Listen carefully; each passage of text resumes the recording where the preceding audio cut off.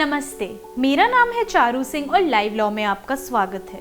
आज की हमारी वीडियो डेथ पेनल्टी यानी मृत्यु दंड के बारे में है। इससे जुड़े क्या कानूनी प्रावधान हैं, कैसे डेथ पेनल्टी का किस्सा भारत में समय के साथ बदलता आया है और क्या परिवर्तन इसमें आए हैं, ये सब हम आज की वीडियो में देखेंगे। इंडियन पीनल कोड यानी भारतीय दंड संहिता की धारा 53 के अंतर्गत 6 तरह के पनिशमेंट यानी दंड बताए गए हैं। वो है मृत्यु दंड यानी डेथ पेनल्टी, लाइफ इम्प्रिजनमेंट यानी आजीवन कारावास, इम्प्रिजनमेंट विद हार्ड वर्क यानी कड़ी मेहनत करते हुए कारावास, सिंपल इम्प्रिजनमेंट यानी साधारण कारावास, फोरफीचर ऑफ प्रॉपर्टी यानी संपत्ति को जब्त करना और फाइन यानी जुर्माना। इस वक्त दुनिया में कई देशों में मृत्यु दंड दिया जाता है, जैसे कि USA, Iran, Iraq, China, Japan, Somalia, Saudi Arabia, Malaysia, Taiwan, Vietnam, Malaysia, Afghanistan आदि। और कई सारे देशों में दुनिया में ये डेथ पेनल्टी देना अब बंद हो चुका है, वहां पे डेथ पेनल्टी नहीं दी जाती।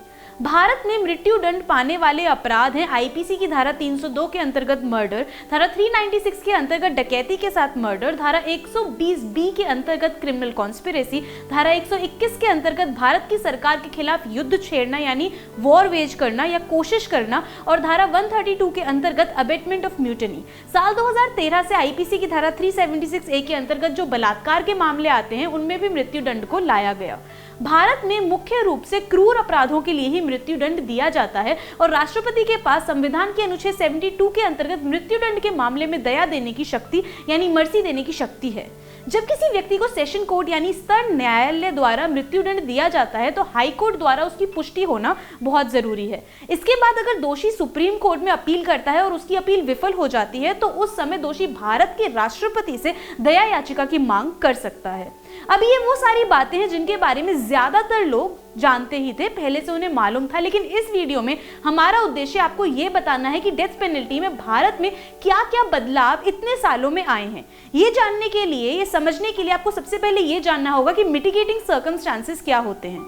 मिटिगेटिंग सर्कमस्टांसेस गंभीरता यानी सीरियसनेस कम करने वाली परिस्थितियां होती हैं। तो जब मान लीजिए कोई व्यक्ति किसी और का कत्ल कर देता है तो उस अपराध की गंभीरता को कम करने वाली परिस्थितियों को मिटिगेटिंग सर्कमस्टांसेस कहा जाएगा। अब ऐसा हो सकता है कि जिस व्यक्ति ने कत्ल किया है वो अपने आप ऐसी परिस्थितियां साबित ना कर पाए जिससे कि उसके अपराध की गंभीरता कम हो जाए या कम साबित हो जाए। तो ऐसे सिलसिले में क्या किया जाएगा? देखिए, 1980 का एक बहुत महत्वपूर्ण जजमेंट था Bachchan Singh versus state of Punjab. इसमें यह साफ तौर पर बताया गया था कि मिटिगेटिंग सर्कमस्टांसेस यानी गंभीरता कम करने वाली परिस्थिति को साबित करने का बोझ या जिम्मा अदालत पर होगा, लेकिन यह साबित करना कि आरोपी को मृत्युदंड ही मिलना चाहिए या आजीवन कारावास का विकल्प पर्याप्त नहीं है या फिर वो खुद रिफॉर्म नहीं हो सकता या सुधर नहीं सकता, ये स्टेट का जिम्मा है। इसके बाद 2009 में एक मामला आया था जिसका नाम था संतोष कुमार सतीश भूषण बरियार वर्सेस स्टेट ऑफ महाराष्ट्र। इस मामले में अदालत ने कहा कि 2 कदम की प्रक्रिया है किसी भी मामले में यह तय करने के लिए कि मृत्युदंड मिलना चाहिए या फिर नहीं। पहला कदम यह है कि यह मामला रेयरेस्ट ऑफ रेयर कैटेगरी यानी दुर्लभ से दुर्लभ श्रेणी में आता है या नहीं, और दूसरा कदम यह है कि लाइफ इम्प्रिजनमेंट यानी आजीवन कारावास का विकल्प यहाँ पे पर्याप्त होगा या फिर नहीं। अब हमारे पास सबसे नया मामला इस किस्से में है Manoj versus state of Madhya Pradesh का। देखिए, बच्चन सिंह के मामले को अब 4 दशक यानी 4 डेकेड्स बीत चुके हैं, लेकिन एक योजना तैयार करने की दिशा में कोई नीति संचालित परिवर्तन नहीं आया है, यानी कोई भी पॉलिसी ड्रिवन चेंज या बदलाव नहीं आया है जो ये बताए कि कैसे कोई ऐसा सिस्टम लाया जाए जिससे मिटिगेटिंग सर्कमस्टांसेस को इकट्ठा करना आसान हो जाए, जिससे मिटिगेटिंग सर्कमस्टांसेस को इकट्ठा किया जाए और आरोपी के बारे में दुर्लभ यानी रेयर जानकारी कैसे इकट्ठी करी जाए। और इस वजह से ये पूरी प्रक्रिया जो है डेथ सेंटेंसिंग की, इस पर बहुत बुरा असर पड़ता है। तो Manoj versus state of Madhya Pradesh के मामले में अदालत का ये कहना है कि सजा व्यक्तिगत और सिद्धांतिक तरीके से यानी इंडिविजुअलाइज्ड और प्रिंसिपल तरीके से होनी चाहिए। ये अपराध और अपराधी दोनों पर आधारित होनी चाहिए और इस पर विचार करना चाहिए कि आजीवन कारावास की सजा पर्याप्त होगी या नहीं, और क्या आरोपी में कोई सुधार लाया जा सकता है या नहीं, वो रिफॉर्म हो सकता है या नहीं।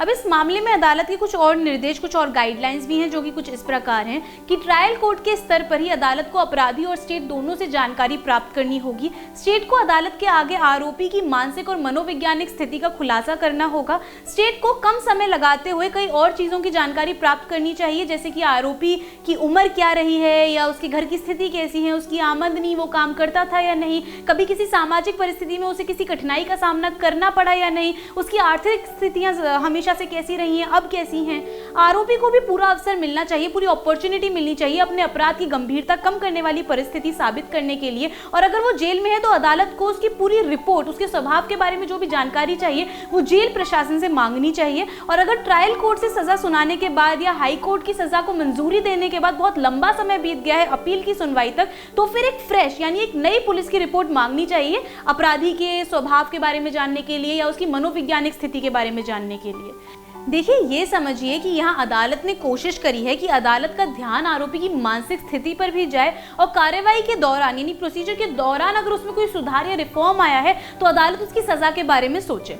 आंकड़ों की बात करें तो 2016 में प्रोजेक्ट 39 की स्टडी से पता चलता है कि मृत्युदंड के 385 कैदियों में 76% शेड्यूल कास्ट, शेड्यूल ट्राइब या अदर बैकवर्ड क्लासेस या फिर धार्मिक माइनॉरिटी यानी रिलीजियस माइनॉरिटी के लोग थे और उनमें से 62% ने कभी अपनी सेकेंडरी एजुकेशन पूरी तक नहीं करी थी।